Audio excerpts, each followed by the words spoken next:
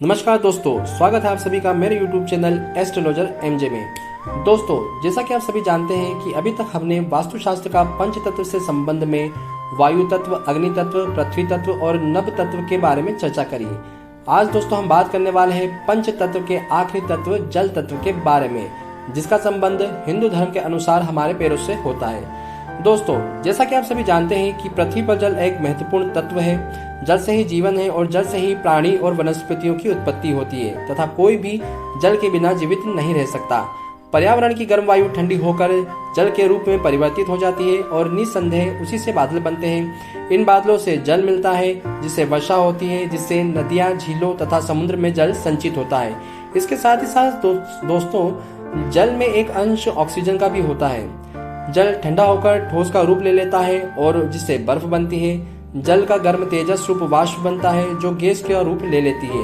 यद्यपि अग्नि तथा जल दो परस्पर विरोधी तत्व है, तथापि जल उबालने पर वह शुद्ध हो जाता है। शुद्ध जल के कई सात्विक गुण हैं। कोई भी संकल्प करते समय हम हमेशा जल और अग्नि को ही साक्षी मानते हैं। जल हमारे जीवन में नव चैतन्य का संचार करता है। शब्द, स्पर्श और रूप के अतिरिक्त जल में रस रूपी तत्व भी है। यह एक महत्वपूर्ण लक्षण है। पृथ्वी का जल और भूमि के रूप में उचित विभाजन हुआ है। जिस दिन यह समीकरण उल्टा हो जाएगा, अर्थात पानी की मात्रा बढ़ जाएगी, संपूर्ण भूमि जलमग्न हो जाएगी और विश्व का विनाश हो जाएगा। सहस्त्रों वर्षों के पश्चात सूर्य पर उपद्रव आपस में टकराते हैं, जिससे उनके बीच में घटनाक्रम घटित होता है। उस कारण प्रचंड गर्मी पड़ती है। सभी बर्फ आच्छादित पर्वत पिघल जाते हैं और घनघोर वर्षा होती है, जिसके कारण भयंकर बाढ़ होती है और इसी महाजल से पुनः वाष्प बनती है और संसार नष्ट हो जाता है। इसके साथ ही फिर वाष्प बनने के साथ पृथ्वी पुनः दृष्टिगोचर होती है और पुनः नई जीवन का निर्माण होता है। वास्तु के अनुसार घर बनाते समय जल का स्थान उचित होना चाहिए।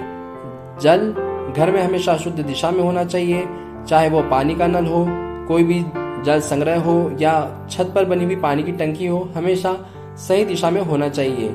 इसके साथ ही सेफ्टी टैंक बनाते समय भी हमें वास्तुशास्त्र का ध्यान रखना चाहिए। इसके साथ ही साथ प्राकृतिक वर्षा का जल का निष्कासन की जो दिशा है वह भी सही होनी चाहिए।